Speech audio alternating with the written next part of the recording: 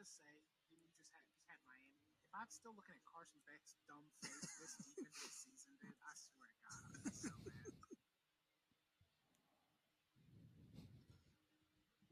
mad. And that's how we'll start the episode off with with the Football Talk Squadron. That was Maul.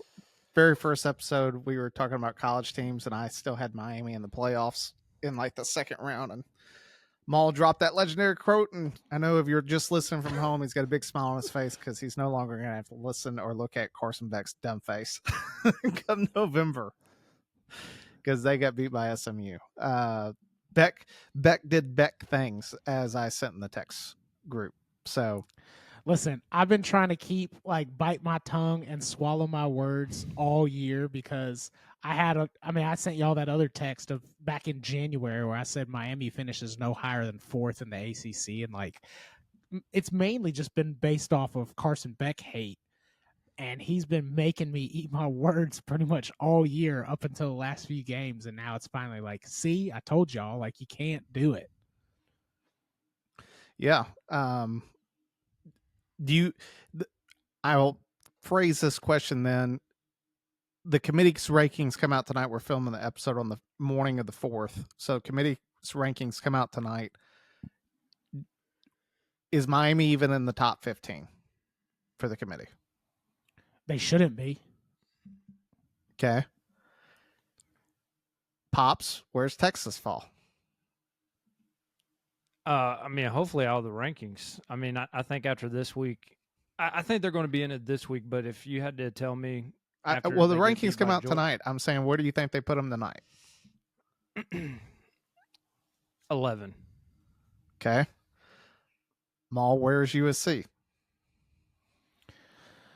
Anything higher than 20, I think, is overzealous. So, like I said a couple weeks ago, I think 22, 23 is kind of where we belong. We got lucky with Nebraska, honestly, that Raiola got hurt because I think we were on a downward spiral. I would say anything higher or I guess lower than 20 is too much. And since I'm asking you guys about your team, I think Bama is sitting at where right now they're at in the AP poll at 4. I don't see them jumping A&M, Indiana, or Ohio State in the rankings. And then the final question I'll have for you guys is Ohio State or Indiana the number 1 team in the committee's first rankings? I think they're going to put them at 1. Yeah, I don't see, if you had to go down to just how we see the committee do things, I don't see Indiana jumping Ohio State, in my opinion.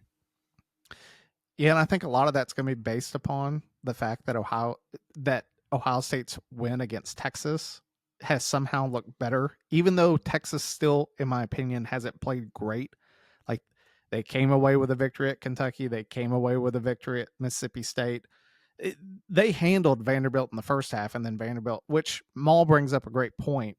If you take away those 10 quick points at the beginning of the game, Vanderbilt probably wins. It's just a different tone of the game. That's why I was texting Maul. I said, there's way too much time. And he's like, well, this can't help, or this is going to help you guys. And it's just still way too much time on the clock. And we saw it. If Vandy didn't have grease on their fingers on that onside kick, they probably would have lost that game.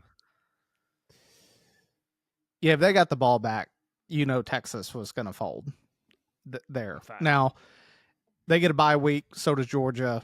Then they end up meeting in Athens, which... So I asked Maul this, and I'll ask you, Pops. So let's say that Texas... Because I think if Georgia, and y'all feel free to disagree if you want, I think if Georgia plays like they did against Florida, they lose to Texas in 2 weeks.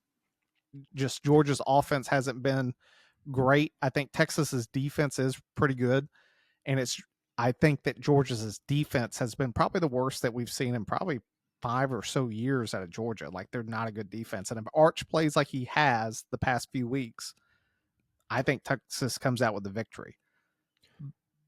But my question is that if they lose to A&M at the end of the season, does it even matter?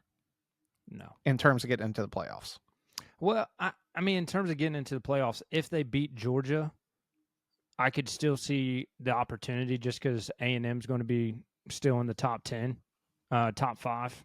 So like I could still possibly see it. As far as being like one of the bubble teams, and if it came down to like, them or somebody else, I could make the argument just for the sake of the brand. But the real question is, like, you saw it this past weekend. Texas is fine covering guys except for the quarterback. So Pavia. That's all that I heard on the podcast or on the radio coming back home was, nobody was open downfield, and Pavia would just death by 1,000 cuts. He would take off running, pick up first down, pick up 14, 20, like he was just able to run all over the place. So, I mean, if Gunnar Stockton's able to do the same, which, I mean, he is a scrambling-ish quarterback, he has the ability to cut up the Texas defense if he's able to take care of the ball. So, we'll see. I mean, Georgia's got to play Mississippi State this weekend, so we'll see how rattled they get by the cowbells. And I think, again, this is a good opportunity for us to see going into next week's episode is how does Georgia play Mississippi State? Because then we'll have two common opponents. We'll have Florida and we'll have Mississippi State all within the last month between Texas and Georgia, and really get a good feel for next week. The tough part for me with Texas, if they beat Georgia but then lose to A&M, is they're like still like a fourth bubble team for the SEC, right? Because you're gonna have A&M, you're gonna have Alabama, and then probably like Ole Miss all ahead of them, right? So Texas is looking like maybe the fourth team coming out of the SEC, and really what it's going to depend on is, I mean, the Big Ten is shaping up to have 3, maybe 4 teams. The way that all these other conferences are shaping up too, because there's nobody like super dominant, you probably getting 2 out of the ACC and the Big 12. So that's what, let's call it 6, 7, 8, 9, 10. You've got Notre Dame at 11, and then the non-power 4, the Memphis team or whatever. That's your 12th spot right there, and that's 3 out of the Big 10, 3 out of the SEC. So that makes it really difficult for Texas to squeak in there, unless, obviously they're going to need some help, right? They have to beat Georgia for sure, but then losing to A&M is probably going to be the thing that ends up keeping them out, just because they'll have that third loss, and then there's just going to be enough teams that are better record-wise or that were like closer to the top in their conference. And I know everybody's going to be like, oh, but the SEC is a deeper conference, blah, blah, blah, whatever. Sorry, you're not going to make it. I will disagree. I mean, a little bit of, and that was the thing. I was going to play devil's advocate a little bit too, is that if the committee's just looking on paper, they lost to the number 2 Ohio State, and then they lost to a top 5 A&M. I mean, the only real bad loss on paper would be, Florida. So I could see the other side of the argument where they would still let them in. The thing about the SEC bias, I don't see 2 ACC teams getting in.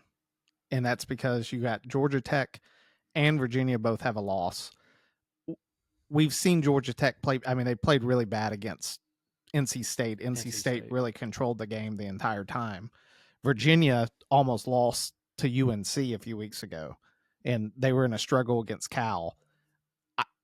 If Georgia Tech gets beat by Georgia at the end of the season, but yet they win the ACC championship, I don't see them putting Virginia in.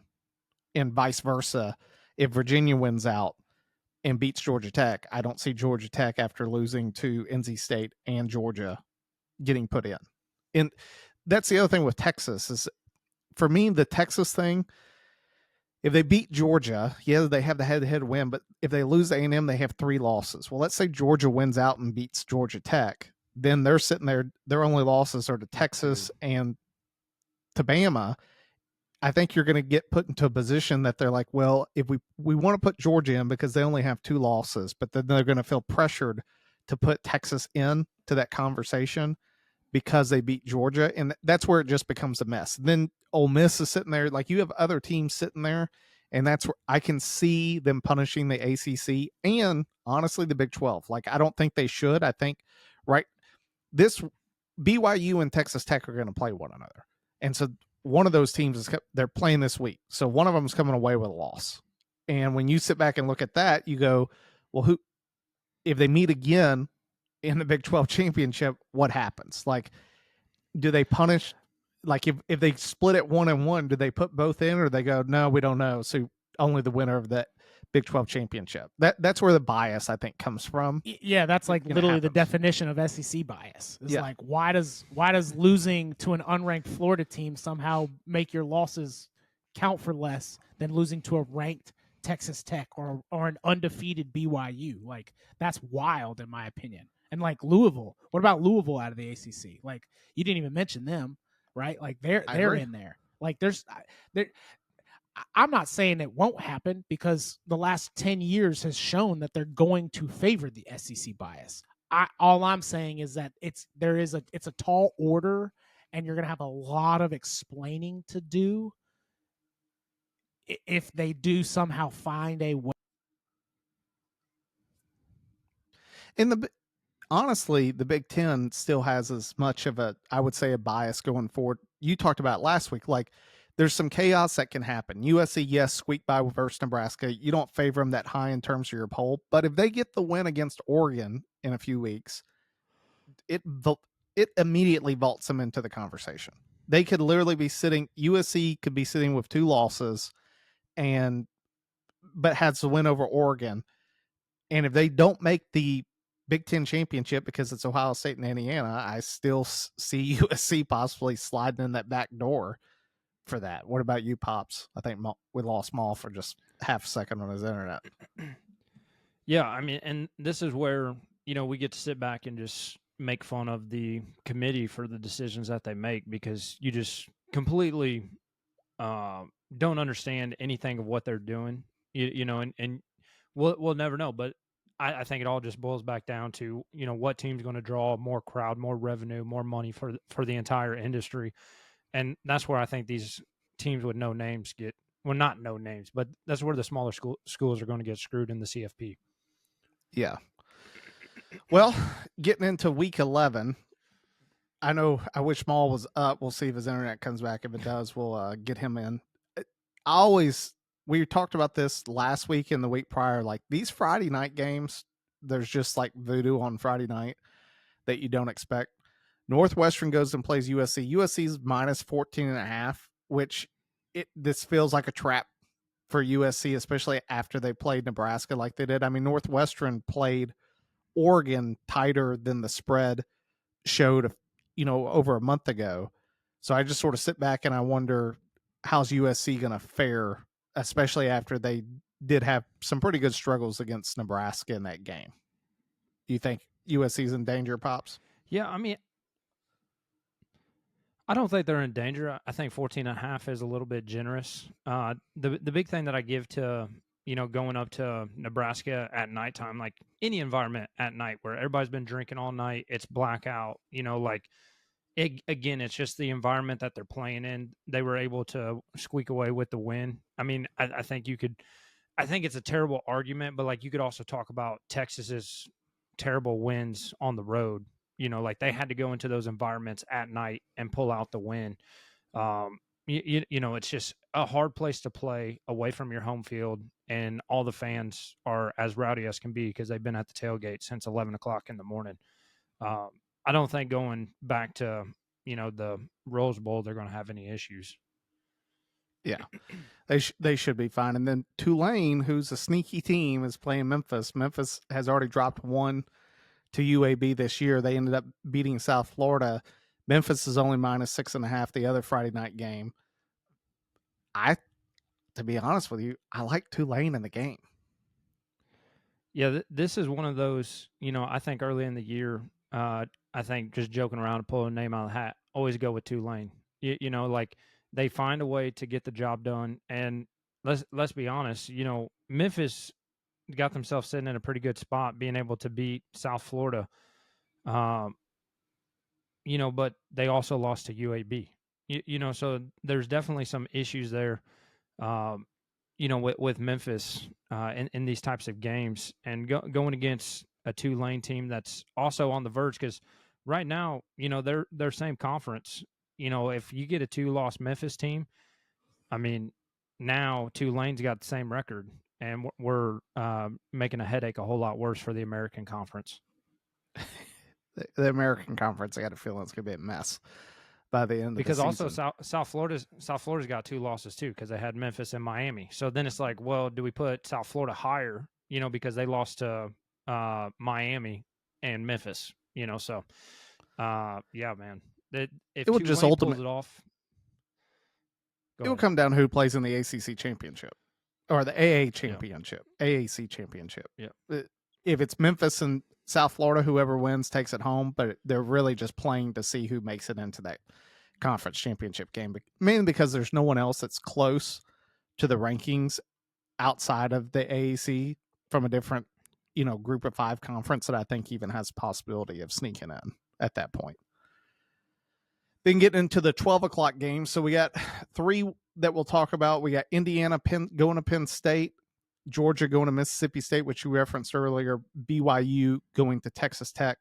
Start with the Indiana Penn State question right off the gun. Do they win by more than Ohio State won by? I mean, based on, dude, see, here's the thing, because when you looked at the score at halftime, you're like, wow, Penn State's actually putting up a fight, you know, and then they don't score the rest of the game. You know, so that's one of those things you sit back and look at. I don't know, 24 is pretty large to sit there and think that Indiana is going to be able to do more, especially going on the road. Like Ohio State was playing in the Horseshoe. I would take 15.5, but I don't think that they're going to do more than 21. The only reason I say they will do more is because they left their starters in for the entire Maryland game. And I think they're trying to get Mendoza the Heisman at this point. Yeah, I saw that. With some stat. Yes. And Maryland wasn't too thrilled about it at the end of the game. Loxley was upset, which always tickles me because it's one of those ones where it's like, well, if you didn't like it, then just stop it. You know, don't be mad because the dude's padding his stats. But I like Indiana to outscore what Ohio State did. Just to Indiana sort of this team right now that I feel like they're trying to make a statement every single week with like, no, we're just going to run teams out of the building, and our resume will be the strongest of anybody. Well, and they're trying to get back on the map. You know, like Signetti's came in and just went scorched earth. Like obviously it didn't work out so well in the CFP last season, but you know, he's like, hey, that was just a fluke. You know, you got to have those bumps when you're trying to rebuild a dynasty or rebuild a new program here, and that's what he's trying to do. You know, he's making a statement quick, fast, and in a hurry with the guys he's got. Yeah. Now that Maul's back, I'll ask him, you scared of Northwestern Friday night? No, absolutely not. I mean, I said that about Nebraska though too, and I mean we should have lost that game. Again, our defense is there's just too many holes. Like we just don't have the depth and the athletes to like really stop runs or passes. Like we're very opportunistic, and we'll kind of come up with like a clutch play that like will change. Like, oh man, we really needed that. But like on a week in, week out, like when we play a good, solid team, they're just we let up too many yards and too many plays, and then heaven forbid we have a bad offensive game, which we had against Nebraska. I mean, Maava had probably the worst game of the year so far, and that would have been the difference maker because our defense just typically can't step up. Now Northwestern's not a threat. I mean, if this was the SEC, they're like the Arkansas of the SEC, where it's like nobody thought they were going to be good. They end up not being good, but they play a bunch of teams close, and people are like, "Oh yeah, look how deep we are." But you know, we should handle them easily. And then the question I asked Pops just a moment ago, changing to the Indiana Penn State, do they win by more than Ohio State won by? Ohio State won by 24. Probably, just because you guys were kind of talking about it. I caught the tail end. Like, Indiana's trying to make a statement. Like, Penn State is just cruising right now, which I think is almost lulling everybody else into this, like, Ohio State's not that good. Like, they haven't been super dominant.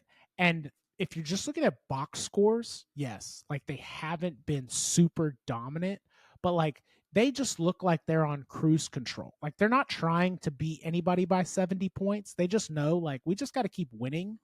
Our defense is going to do the majority of the work, and we're in.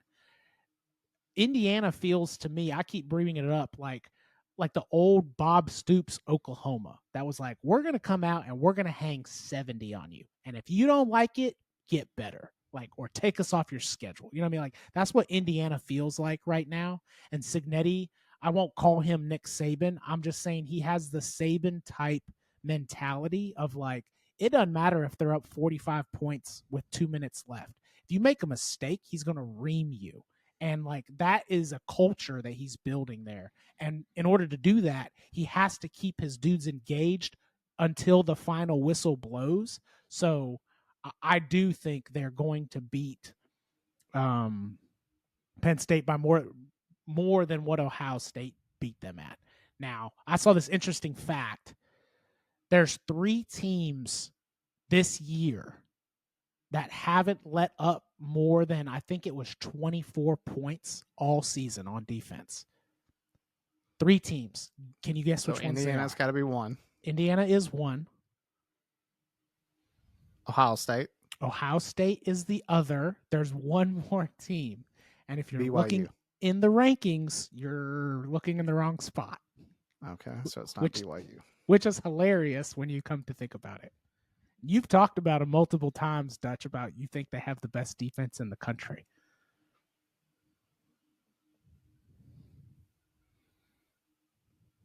But they're not in the top 25. No. Not in the top 25, but one of the best teams. Auburn. There are 3 teams. That's it.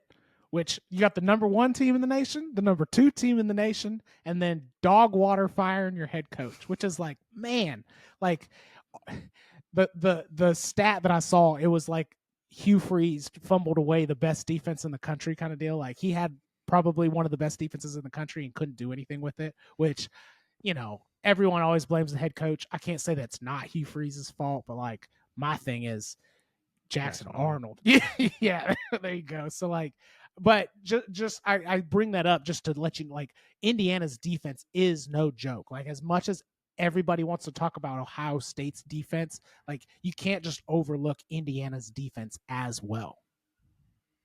I did see that Hugh Freeze passed over pursuing Diego in the transfer portal, and he ended up going to Vanderbilt. But I will say, if he was on that Auburn team with that defense, they'd be in a better position than even Vanderbilt's in right now, just with the talent alone. Yeah, 100%.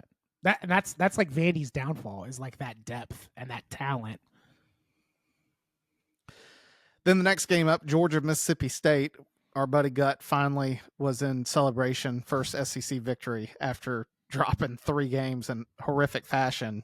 I was waiting for them at the end of the Arkansas game to blow it in classic Mississippi State fashion, but they found a way for Arkansas to do Arkansas things. They get a home game. It's a noon o'clock game. That's the only negative for Miss. I think Georgia had to go in there at night. It'd be a little bit more difficult. The cowbells are still going to be chiming away regardless, because there's nothing else to do in Starkville, Mississippi besides go to a football game at noon. Georgia's offense has been, in my opinion, subpar, especially if Gunner, if you can contain Gunner Stockton from running it, their offense is bad. Like, they rely on him to run, sort of like Vanderbilt relies on Diego to run. And then their defense, you keep saying it every single week, Maul, but their defense is not good. Yeah. At first, you kind of just go like, well, when you're just comparing them to old Georgia defenses, that's why they look bad, which, you know, everybody's defense looks bad when you compare them to old Georgia defenses. But it's like, it's one of those, like, when you kind of start focusing on it, it's not even that, like, it's just a comparison thing. Like, their defense is just not good. Like, they're just not a very good defense, like, in their own right, not even a comparison. Like, they're just not very good, at anything. And now I don't think they have a problem this week with Mississippi State. I will say, and I've talked about this, how, like, when you just lose games, you kind of just, like, the motivation is no longer there. If Mississippi State was in it and, like, had won some of these close games, yeah, I'm putting Georgia on upset alert. That being said, they did just get a victory, and as excited as Gut was, maybe that puts a little new life into Mississippi State. It might be closer than Georgia would like to admit, because as much as we keep talking them up and as much as they're hanging around in the rankings because they keep winning, they are struggling with these teams that they should not be struggling with. And I think that's a lot of the reason why Vegas is only giving them a touchdown point spread.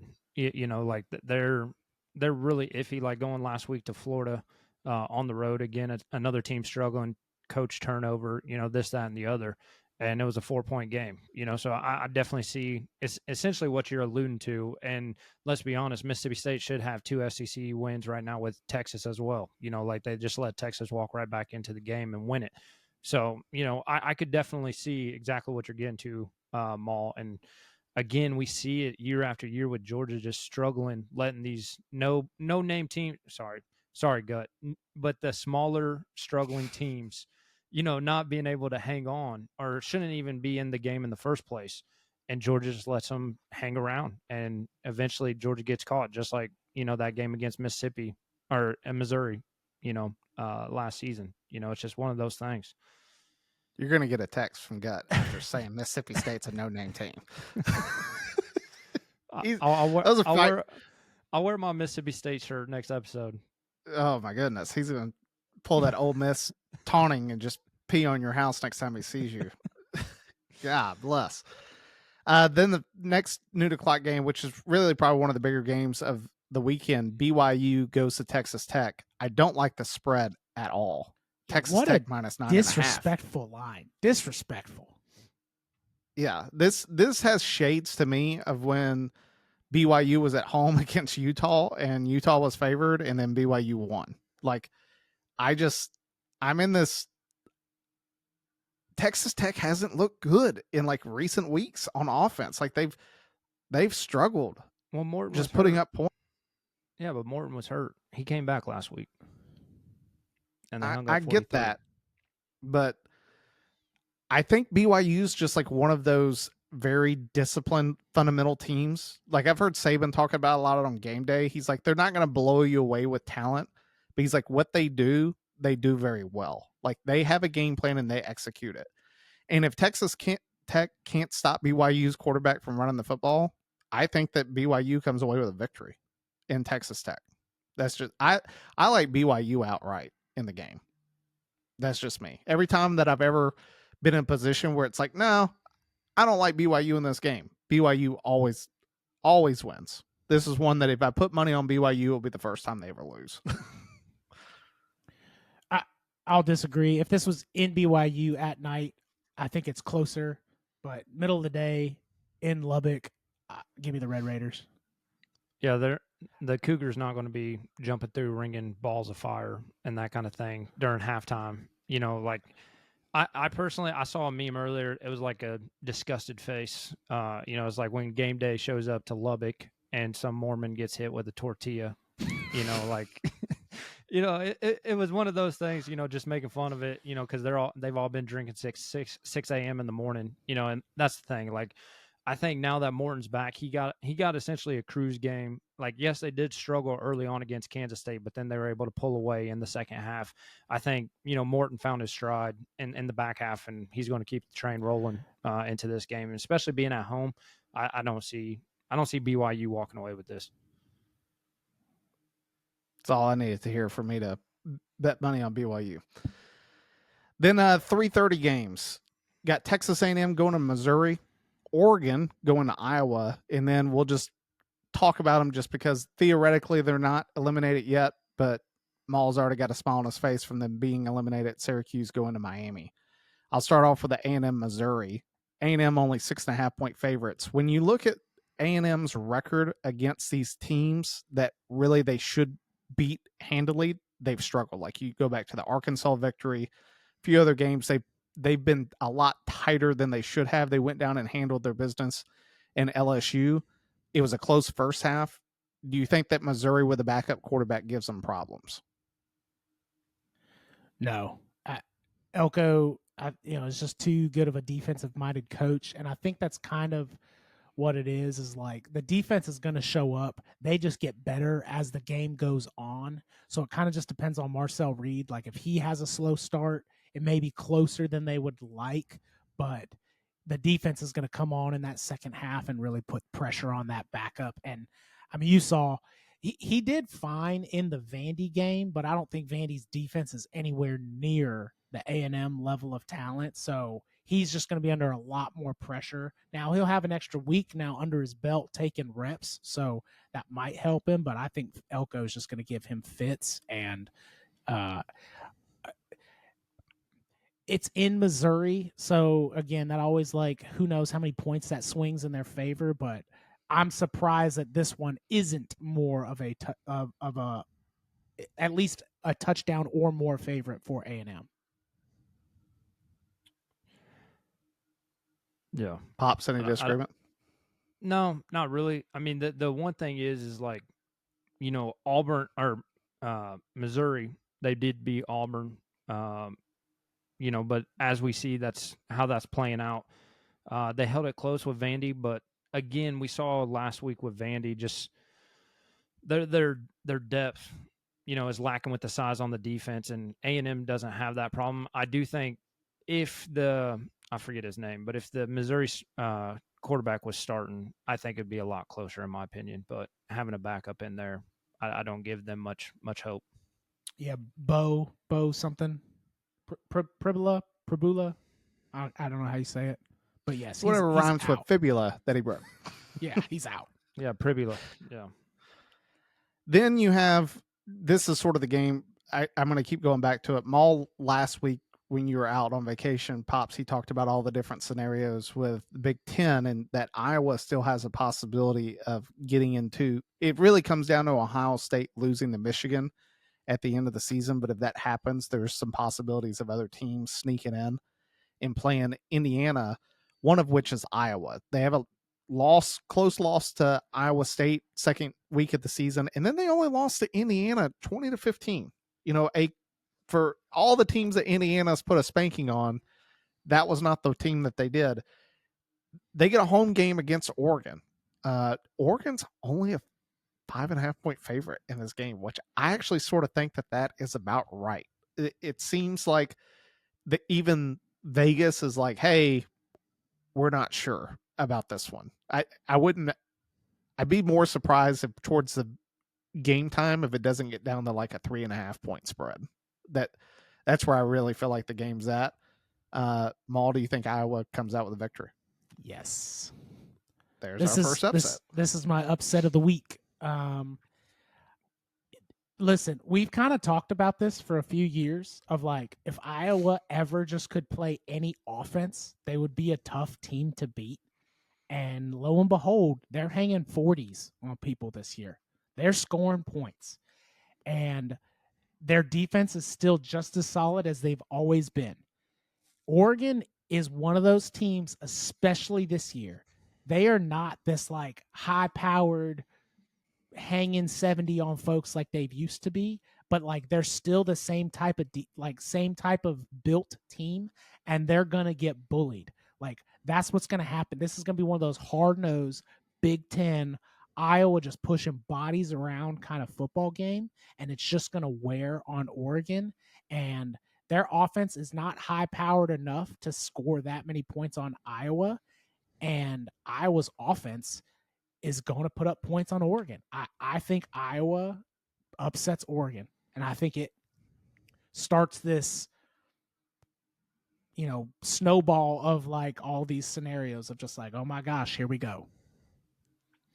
Yeah, and going back, I mean, earlier a couple weeks ago, I was talking about Dante Moore being a sleeper for the Heisman, and I mean that's kind of washed away. Like he's not playing to the same level he was in the Cupcake games, and he's not been able to keep that ball rolling. And again, just like Maul said, is just the Oregon high explosive offense is just it's not there this season, and I think with a great Iowa defense like they have, and you got to go play at Kinnick, like have fun. The only thing that pauses me with Iowa winning is it's going to completely come down to how they come out of the gate. Like if they can just keep it close going into when the sun goes down, I'm right there with both of you guys. Like I like Iowa in the game. But if Oregon gets like a hot start, and if they just go into the half as double digit, 10 points up, I like Oregon in the game just to hold on. Just because Iowa's, in my opinion, has to play an A game, and they need Oregon to just play a C game. Like, I don't think that if Oregon comes out and plays an A game, that Iowa wins. In just my opinion, I think that they need Oregon to sort of not play to their full potential. See, I think Oregon's probably the most overrated team right now that's getting a lot of love. Like they haven't done anything except get their butt kicked by Indiana. The Penn State win at the time felt big, but it's one of those like as week and week goes by, we realize like, man, Oregon hasn't really done anything. And even in the games that they should be like winning handedly, they're not looking very dominant. Like it's one thing to just like play nobody but still just win all your games, kind of like Ohio State's been doing. But like Oregon's not like winning super handedly. They're kind of sloppy on both sides of the ball. And I just again, it's one of those like this is going to come down to like a time of possession thing for me. Like if Iowa can just really control the pace of the game, they can just body them all game and they're going to come out with a victory. Then going into the last 3:30 game, Syracuse Miami. Any chance that Carson Beck cost them second straight? I just want to like this is it's. We said this last. I literally me and Maul were talking about last week. I was like, when we brought up the SMU game, I just said I can't trust Miami from this point forward. They have shown year after year that they just fold in the second half of the season, and they have folded. And I fully expect them to lose another game before the end. Like I don't see them recovering at this point in winning out and trying to say, "Hey, we belong in this either in the ACC championship or belong in the playoffs." Like I think they're about to fold up and just go home. Yeah, did y'all see? I mean, I don't. I just it was an article, and all I saw was the headline. But Carson Beck basically like threw everybody else under the bus. Was just like we just kept running the same play, and I just do what I'm told, kind of deal. Like, yeah, that's like step one of your team folding and like just completely giving up on the season because you just got bad attitudes and not a cohesive unit going forward. So, I don't think Syracuse is going to be able to take advantage of any mistakes that they do make. So, yes, I still think Miami wins this game, but I'm with you, Dutch, of just like, if they just fold because they're like, we're probably out of it now, we can't make it happen. Yeah, I see them losing another game. They have the benefit of Georgia Tech lost, so it doesn't, now everybody's kind of got that ACC loss that they're still close, but yeah, all it's going to take is one more. Then 4:00 game, Auburn goes to Vanderbilt.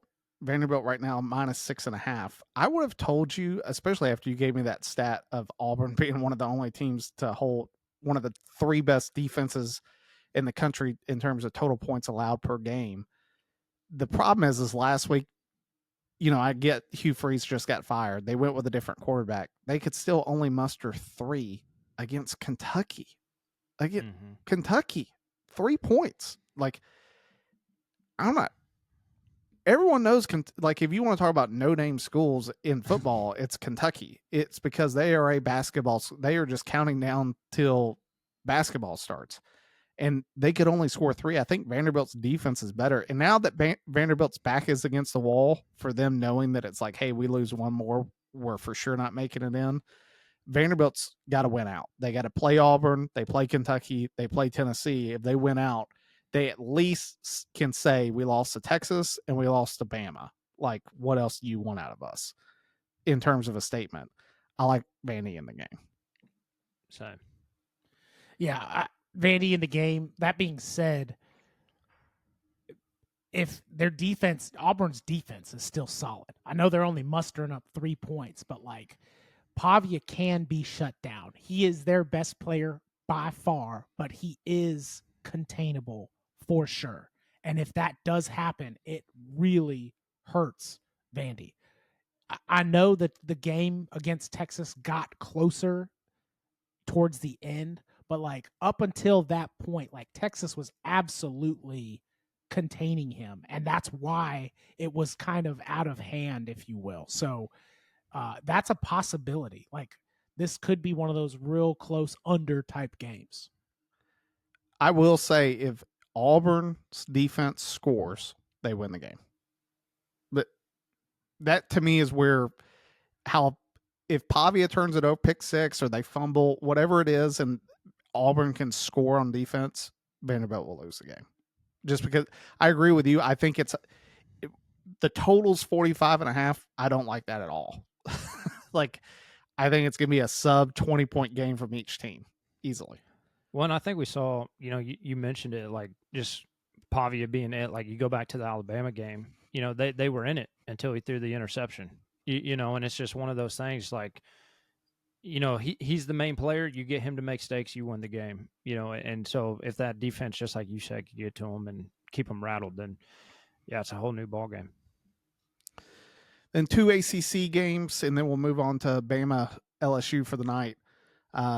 Wake goes to Virginia, and then Cal goes to Louisville. Who has a better chance of losing, Virginia or Louisville? That's a tough question because I think Cal is a much better team than they're getting credit for, and they're better than Wake. So in that sense, I would say Louisville just because Cal's a better caliber of team. But they were talking about this on game day, and I brought it up to y'all when Virginia was playing North Carolina. Virginia is like begging to lose a game. They really are. Like they're just, which I don't understand what happened. Like they've got the same running back, the same quarterback, and that team that played Florida State early on in the season. Not saying Florida State is like some behemoth, but like they were clicking on all cylinders. They were putting up yards, putting up points on everybody.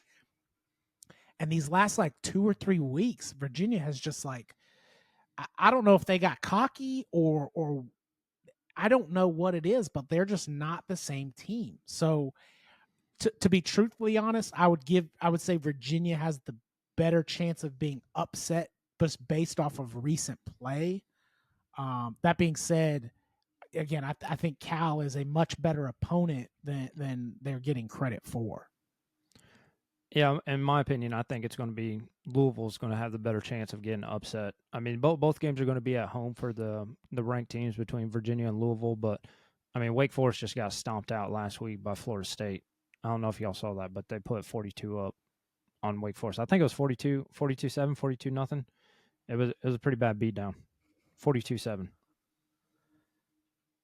I'll go with, I think that Virginia's been begging for a loss. I think they are going to catch one. I would put them in the bucket. The thing I will say, just as a note for next year, with how much of a shambles the ACC is in, Maul said this about Cal last week, and it's really true when you watch them. The only thing that Cal struggles with right now, they're just young. Next year, Cal's going to be a threat in the ACC. Like, they have a lot of talent. It's just they're a young football team. If they can keep guys from transferring out, I think Cal is going to make some noise next year in the ACC. Do you know who their GM is? No. Ron Rivera. I did not know that.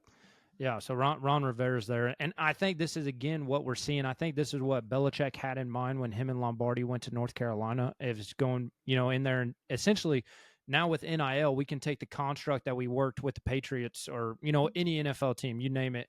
We can take this construct, do it with these kids with the NIL and make it work and, turn into a dynasty. Obviously, it hasn't worked out for UNC up to this point, but we are seeing it with the other teams. And I think that's probably what we're going to begin to see with Carolina California. Because everybody loves playing for Ron Rivera. Now you give him into a spot where he's just got to use his charisma to get guys to come play for him, and somebody else coaches him. I think that's a win-win for Rivera and for Cal to turn it around.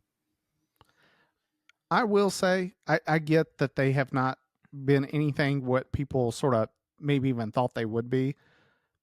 UNC's got better each and every week. Yes. I don't disagree. 100%.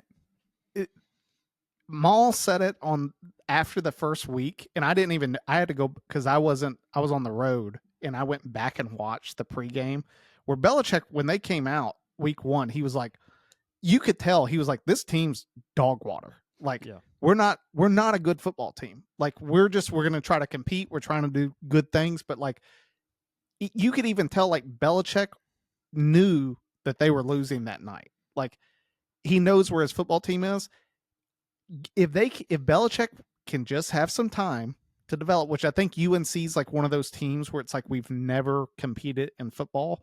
We're going to give you as much time as humanly possible to try to turn this ship around. I think that he does turn USC into a competitor in the ACC, mainly because the ACC, when you just sort of look at it, like, you can't sit back. We all thought Clemson was going to be good this year. I had them win. Me and you, dude. Dabo should have been fired last week. I sent you guys a text. If he survives, Elvis is alive, because them losing, I cannot believe how they are losing games. Like, to who they are losing to.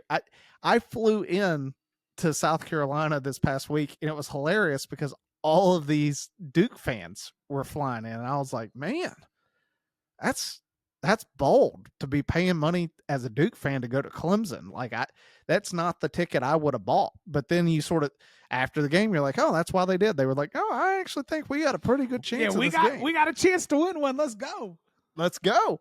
So, yeah, I mean, in the future, the ACC is sort of, I think, a wide open case, because Dabo's probably going to get fired. Mike Norvell is probably going to get fired at the end of the season with Florida State.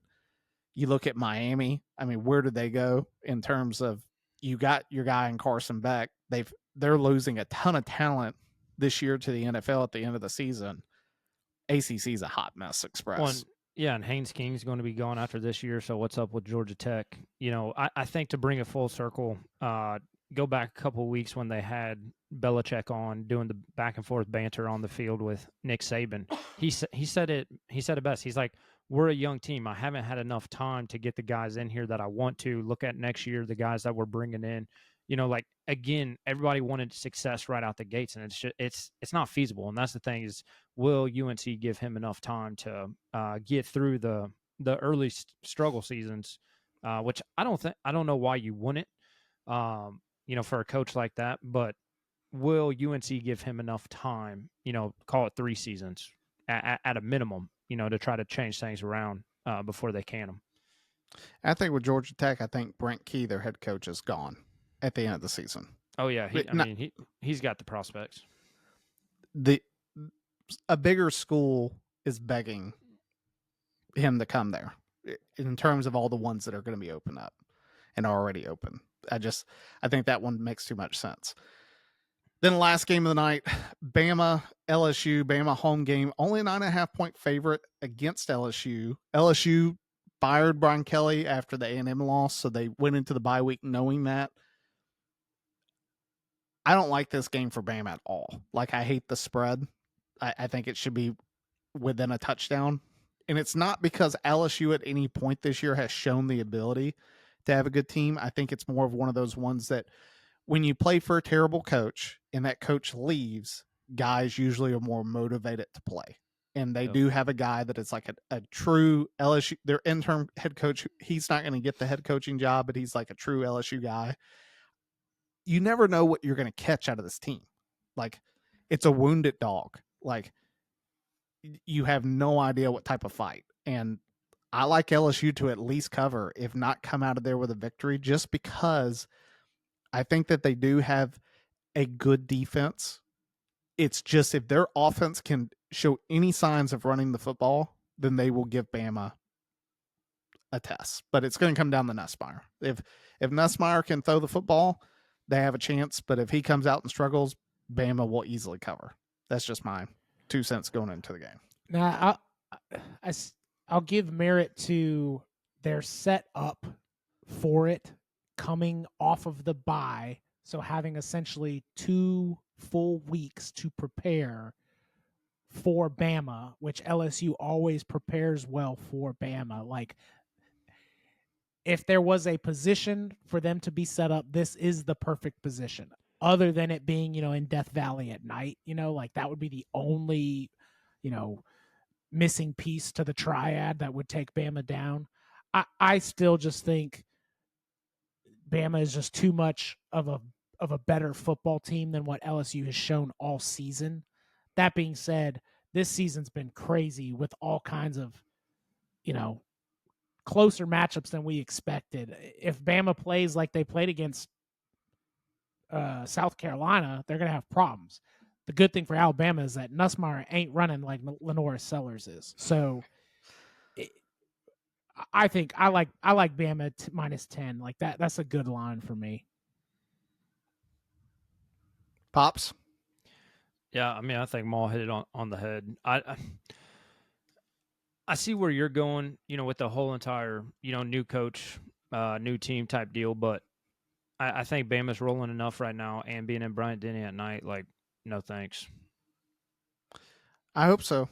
I got Saturday night off, so I ain't doing nothing else except sitting in front of this projector screaming at the TV.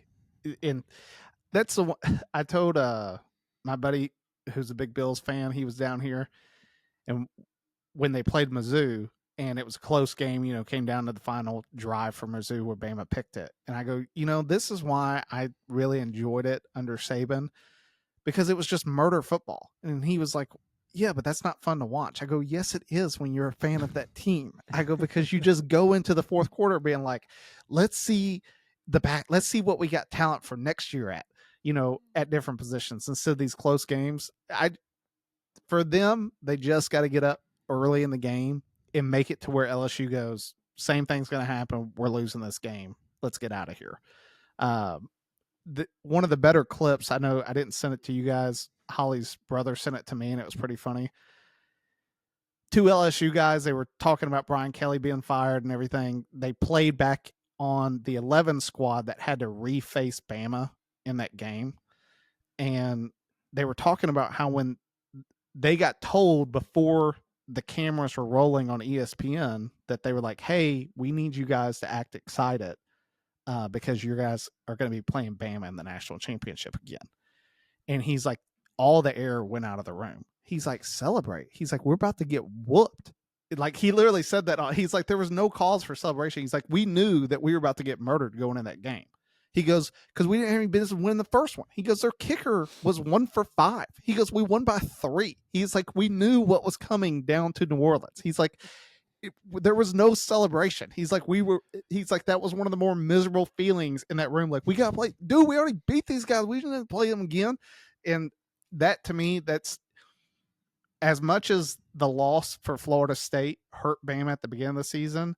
The way that they keep winning, you do get that sense that it's still Bama in teams' eyes, that if they come out and they just put you out of your misery early, which Saban did a good job of most of the time, that they would just get up on a teams just fold it. They were like, we ain't winning this game. And if they can keep that going, they'll beat LSU handily. But that wraps up the week 11, unless you guys got any other thoughts. I mean, looking at the 26.5 points for Notre Dame against Navy, I kind of want to take that. I feel like that's a trap. No, Notre Dame's going to murder Navy.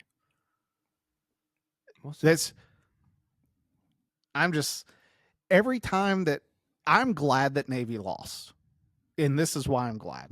So I know that I had them as my pick to get into the playoff from the AAC, which is still a very real possibility for them. It is all about the fact that this makes it to where now Notre Dame doesn't have another ranked team that they play for the rest of the season. And Maul can chime in on this. I know he's going to make this point. It's a very good point, which is Notre Dame is playing very good football. Are they a playoff team in how they're playing right now? Yes. Like, I would be remiss to argue that point. My big contention with Notre Dame is that you knowingly are going to put in a team that knows that it doesn't have to play a game in a conference championship. Like, in a day and age where just injuries happen, you're having to face like another good team. They go into the playoffs every single year knowing that if we just win the games on our schedule, there's no surprises until we get to the playoffs. Like, we know everyone that we're playing. We've been able to prepare an entire year to play this set schools and nobody else because we don't have to worry about it. And that's a huge advantage for them. Like, to know that you don't have to play another game. And now that they changed the rules for the committee that they can be one of the teams to get a bye, like, that to me is blasphemous. Like, I don't care if it's whoever the conferences is, I don't care how many losses they have. If they catch another loss in the conference championship, Notre Dame shouldn't hurdle them to get a bye because you didn't end up having to play a game. That is my biggest point of contention with Notre Dame. Like, let's get real. Put them in the ACC. They'd probably win the ACC this year. Like, they need to play in a conference championship game. Period. To add fuel to the fire, they're already talking about like dropping the USC game. Like, that's one of the more historic. They dropped Michigan. Like, they don't even play Michigan anymore. That used to be like a game, but here they are playing Navy. Why? Because Navy's an easy win. Like, they keep those matchups, but they're trying to get rid of USC after already losing the Michigan one. Kick rocks, man. Like, I don't like it at all. My 2 cents. My last put, since we haven't had our rant about the dumb rankings yet, this will top it off. Which it's in honor of we're getting our first CFP ranking this week, which I always just laugh at because you'll talk to people and you hear these voters or these talking heads, and they'll be like, yeah, we don't really agree with the AP poll, but don't worry, the CFP rankings are coming out in a few weeks. That'll change things. And you're like, how? It's based off of the same garbage that was the AP poll. Because if you don't think that the CFP people are sitting down and going like, oh, well, they beat the number 5 team in the nation. Oh, they beat this. They're using the AP rankings to verify or validate the CFP rankings, which is hilarious. That one AP voter was like, oh, well, it doesn't really matter. There's enough things that it all washes itself out in the end. You're like, no, it absolutely does matter. And again, it's this self-licking ice cream cone of they're using the AP poll victories over whatever ranked team at the time. And the worst part about the CFP is they get to make their own rules and apply them differently to different teams. Like, we know there's bias in the AP poll, or like there's people who don't watch the games, but like we kid ourselves in thinking that that's like going to somehow go away because we've created this committee. Like, that's literally just the AP poll with extra steps. I mean, it's the same exact thing. So I don't expect to be like really wowed by any of the CFP committee rankings just because, again, they're following the AP poll logic. There might be a few things here or there, but like until we can really figure out and get rid of all the subjectivity out of it, like it's just going to continue with this like bad product being put out on the field over and over and over again. My biggest hang up with the CFP committee, and the reason the AP poll gets crapped on every time is just like you said, we call out individual voters because we see how they vote. There's 13 people on the committee, but you don't get to see how they individually vote. You only get to see what happened at the end. And then if you want to go in even harder, it's the fact that like, hey, what is ESPN doing? They're trying to force people to go to their app. That's why YouTube doesn't have the games right now. It's like, well, why are we trying to force you to go to Hulu? Well, because Hulu is sponsored by ESPN and through Disney. Like, they have a bundle package through ESPN. Like, they don't want to fight Hulu because Hulu's like, come on, we'll pay whatever you want. They're trying to fight YouTube TV to force people to go to the ESPN app. I say that to go, when you watch ESPN and how they cater to the CFP committee, like every single year, you're like, they'll literally have these guys on there asking the head of the CFP committee questions like, hey, why did y'all do this? They never ask the hard questions, like, and they never press them. Like, they never get into their chili and be like, no, that doesn't make any sense. What you just said doesn't. They never hold their feet to the fire. And it's because, like, it's all controlled. Like, we're asking you, it's pretty much giving a political candidate the questions that they're going to get beforehand. That way they know exactly how to cite their answers. And that's what the CFP committee does. And no one ever calls them on it. Drives me insane. I'm already ready to get fired up after week 1 rankings. I can feel it. It's like Michael Scott. It's happening. Outside of that, anything else? All right. Well, time to pull chalks. We'll see you guys next week for week 12. Peace.